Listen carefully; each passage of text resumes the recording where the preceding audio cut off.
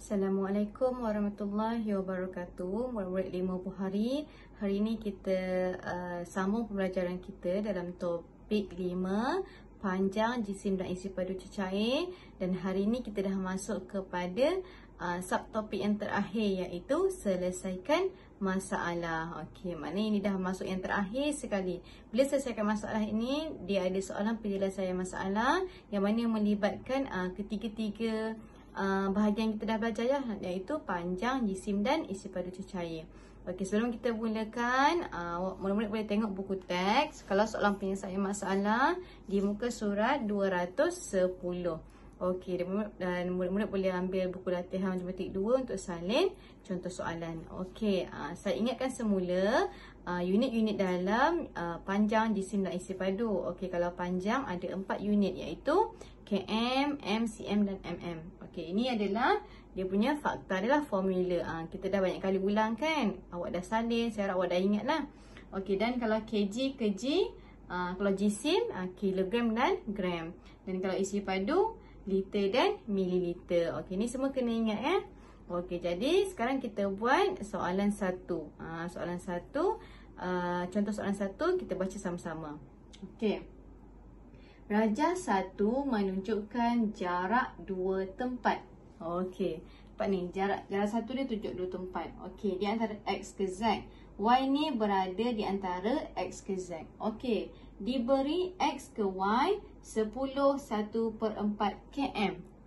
10 1/4 km. Okey, jarak YZ, okey, YZ ialah 2.6 km kurang. Okey, gariskan perkataan kurang daripada jarak XY. Maknanya jarak YZ ni kurang 2.6 km daripada jarak XY. Kurang. Kalau kurang operasi apa? Kurang operasi tolak. Okey, tulis ni, letak operasi tolak atas dia. Okey, berapakah jarak dari X ke Z dalam km dan m? X ke Z dalam km dan m. Awak gariskan juga km dan m ni. Nanti tak ingat km dan m. Okey, sekarang ni sebenarnya dia nak jarak X ke Z. Jadi X ke Y kita dah tahu. Y ke Z ni kita perlu cari. Diberi kata kunci maklumat dekat sini, YZ ialah 2.6 km kurang daripada jarak XY. Okey, kan kita dah tahu. Kurang ni adalah operasi apa? Tolak. Macam tu. Jadi, kita perlu tolak lah daripada XY kan. Jarak XY ni kena tolak kurang ni. Tolak dengan 2.6 km. Okey, sekarang kita buat ayat matematik dahulu. 10 1/4 km perlu tolakkan dengan 2.6 km. Okey, sekarang ni pecahan nak tolak dengan perpuluhan. Okey, 10 1/4 ni. 1/4 kan ada kita dah belajar. Per 4 kan. Jadi 1/4 bersamaan dengan berapa? Ingat tak? 1/4 bersamaan dengan 0.25. Okey, jadi kita boleh tolaklah kat sini. Okey, 10.25 km tolakkan dengan titik puluhan selari 2.6 km. Kan senang lepas ni kan. Sebab tu dah saya suruh hafal. Bila keluar je macam ni awak dah boleh ingat dah. Berapa bersamaan dia. Okey, km. 5 tolak 0, 5. 2 tolak 6 tak cukup. Ini tak dekat 1. Jadi 0, 10, jadi 9, jadi 12. 12 tolak 6 jadi 6. Titik perpuluhan. 9 tolak 2, 7. 0. Okey, jadi kita tahu kat sini dah. YZ ni adalah 7.65 km. Jadi soalan nak berapakah jarak dari X ke Z? X ke Z. Jadi operasi apa ni? Tambahkanlah XY tambah dengan YZ. Okey, kita tambahkan.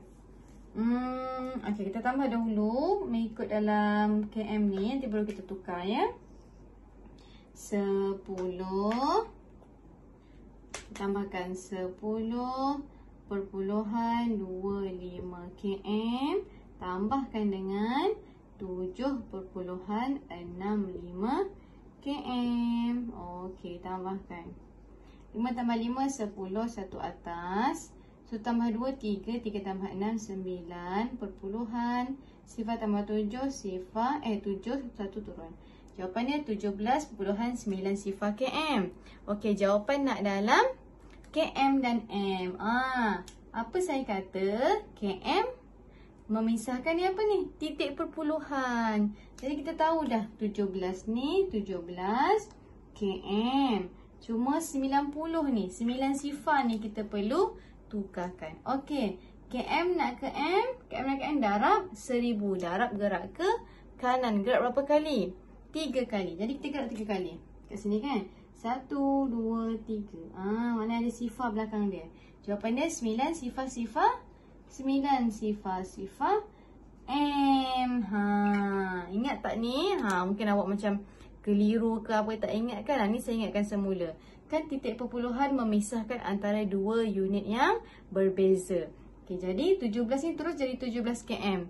Yang belakang ni kita perlu tukar menjadi m. Bertukar jadi m, kena tengok formula balik. Km nak ke m darab 1000, darab gerak ke kanan, gerak 3 kali sebab ada 3 sifar. Gerakkan 3 kali. 1, 2, 3. Jawapan dia 9 sifar-sifar ataupun 900. Jadi jawapan akhirnya, jarak dari x ke z dalam km dan m ialah 17 km 900 m. Okey, sekarang kita dah masuk kepada contoh soalan yang kedua. Soalan penyelesaian masalah yang kedua. Okey, kita baca sama-sama. Okey, awak nampak kan?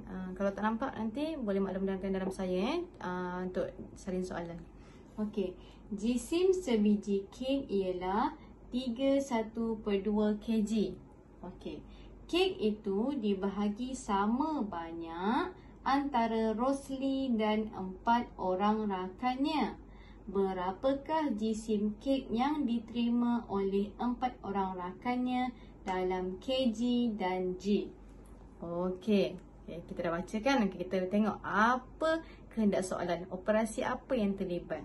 Okey, jisim sebiji kek ialah 31/2 kg. Okey, kita tahu satu kek ni jisim dia 31/2 kg.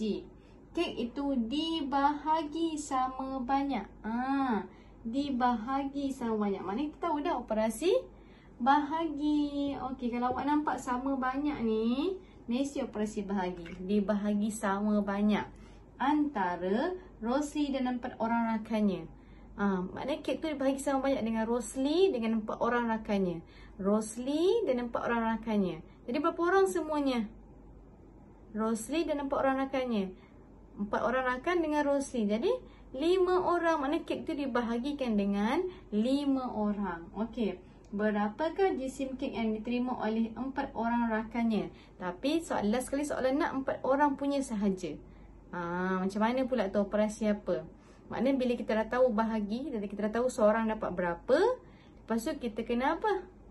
Kalikan dengan 4 sebab kita nak tahu 4 orang punya jisim kek. Okey, nanti kita nak tahu ni. 4 orang rakan kita kena tahu.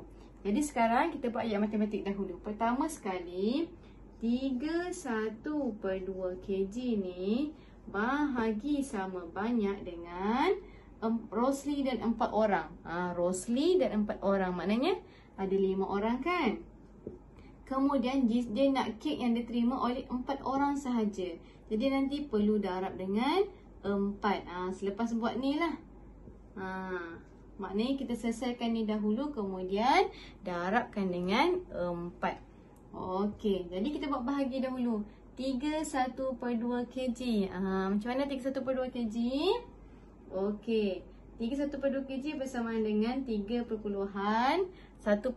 Maksudnya sifar perpuluhan 5. Jadi dia jadi 3/5 sifar. Okey, tapi kita senang kita tukar terus kepada G. Sebab baru senang kita nak bahagi. Okey, jadi 3/5 kg bersamaan dengan, gerakkan 3/3 kali sebab darab dengan 1000 kan. Dapat 3500 gram. Okey, jadi senang 3500 gram bahagikan dengan 5. Okey. Sebab kat sini ya, saya tak muat nanti. 3500 gram bahagi dengan 5.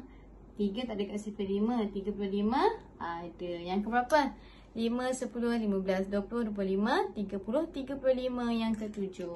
Okey, tak 7. 35. Okey, tolak. Sifar. Ini jadi sifar lah. Sifar. Okey, sifar. Atas pun sifar. Jadi, seorang kita tahu akan dapat 700 gram kek. Kemudian, ni seorang punya 700 gram tapi ada 4 orang. Kita nak tahu jisim 4 orang rakan Rosli ni. Jadi, kita perlu darabkan dengan 4. Okey, 700 gram darabkan dengan 4. Sifar darab sifar, sifar darab 4 sifar, sifar darab 4 sifar, 7 darab 4, 28. Okey, 2800 gram. Jawapan nak dalam kg dan G. Okey, ni 2800. Okey, awak kena ingat tahu kan? Kita dah hafal kan? Awak kena ingat. 1 kg 1000. Jadi kalau 2 kg 2000 ni 2000 kan? Jadi boleh terus nampak dah. 2 kg 800 gram. Mudah kan kalau kita dah dapat cepat tangkap. Nampak je 1000 ni mesti kg. Dah tukar dah. Mesti kita dah tahu dah. 1000 sebab 1 kg 1000. Jadi kalau 2 kg 2000 macam ni. 2800. Jadi 2000 bersamaan dengan 2 kg. Jawapan akhir dia iaitu jisim kek yang diterima oleh 4 orang rakannya ialah 2 kg 800 gram. Sekarang kita masuk pula kepada contoh soalan yang ketiga. Okey, kita baca sama-sama. Okey, sebuah kedai menghasilkan 200.4 liter santan kelapa yang diisi dalam 5 bekas sama banyak. Tadi kita dah buat soalan nombor 2. Bila ada sama banyak operasi bahagi. Tak apa, kita terus tulis. Sama nampak je, terus bahagi. Okey. Berapakah isi padu santan tersebut dalam 3 bekas? 3 bekas dalam liter dan mililiter. Ni sama juga macam ala-ala soalan nombor 2 tadi. Okey, pertama santan kelapa ni hasilkan 200.4 liter. Okey, 200.4 liter ni dikasih sama banyak kepada 5 bekas. Tapi soalan nak berapakah isi padu dalam 3 bekas sahaja. Jadi, pertama sekali kita ambil kedai ni punya ni berapa 200.4 liter ni. Kita bahagi sama banyak kepada 5 bekas. Kemudian kita buat apa? Dah dapat 1 bekas berapa? Kita kena kalikan dengan 3. Sebab kehendak soalan nak 3 bekas punya isi padu santan. Okey, kita tulis ayat matematik dahulu. Okey, 200.4 liter perlu bahagi dengan 5 dahulu. Kemudian nanti darabkan dengan 3. Okey, kita buat bahagi. Jawapan nak liter dan mililiter. Sama ada awak nak tukar kepada ml dulu ataupun awak nak selesaikan macam ni pun boleh mana-mana. Jadi nak macam mana? Nak tukar ke tak tukar? Okey, terpulang pada awak lah. Saya tukarlah kan. Okey, bahagi terus. Jadi 200 liter kan. 4 ni 1, 2, 3. Jadi 200,400 mililiter. Ini kan tak dikali 1, 2, 3. Okey, bahagikan dengan 5. Okey. Sifar 5 ada 2? Tak ada, letak sifar. Jadi 20. Sifar 5 ada 20? Ada 5, 10, 15, 20 yang ke 4. Okey, tulis 20. Okey, tolak sifar. Okey, turun sifar lagi. Okey, turun 4. Ni sifar kan? Okey, sifar 5 ada 4 ke? Tak ada, letak sifar. Okey, turun sifar lagi. 40. Sifar 5 ada 40. 5, 10, 15, 20, 25, 30, 35, 40 yang ke-8. Okey. 40, tolak sifar. Turun sifar lagi. Sifar kan? Okey, jadi sebuah bekas ada 40,080 ml santan, isi padu santan. Okey, kita dah tahu dah sebuah bekas 40,080. Dia kehendak soalan nak 3 bekas sahaja. Jadi operasi darab. Okey, kita pun darab. 40,080 ml. Darabkan dengan 3. Okey, sifar darab 3 sifar. 8 darab 3 24. 2 atas. Sifar darab 3 sifar 2. Sifar darab 3 sifar. 4 darab 3 12 ml. Okey, sekarang jawapan nak dalam liter dan mililiter. Okey, cuba awak baca ayat ni. 120,240 ml. Okey, kan sebab 1 liter bersamaan dengan 1000 mililiter. Jadi kat sini lebih ribu tu terus unit liter. Maknanya kat sini 120,000. Maknanya 120,000 ni dia jadi 120 liter 240 mililiter. Tak perlu nak tukar-tukar dah. Nampak je ribu, walaupun kat sini contoh 90,000. Maknanya 90 tu ada 90 liter. Yang ratus tu terus jadi mililiter. Sama macam ni. Ni 120,000, maknanya 120 liter 240 mililiter. Saya harap awak boleh faham kehendak soalan. Dia sama macam soalan 2 juga tadi. Bahagi dahulu kemudian darabkan. Yang penting kita perlu tahu apa operasi yang terlibat dalam soalan penyelesaian masalah ni. Okey murid-murid, jadi Alhamdulillah kita dah habis dah. Bila berakhirnya selesaikan masalah ni, maknanya kita dah habis dah topik 5. Panjang jisim dan isi padu cecair kan, kita dah habis dah. Okey, jadi tugasan murid-murid pada hari ini, pertama salin dahulu contoh soalan dan fahamkan penerangan saya mengenai soalan penyelesaian masalah ni. Kemudian awak dah boleh ingat dah fakta-fakta formula dalam topik 5 ni. Pecahan per 2, per 4, per 5 tu dah boleh ingat. Okey, dan latihan pada hari ini ialah cuba ini muka surat 213 A, soalan A dan soalan D satu sahaja.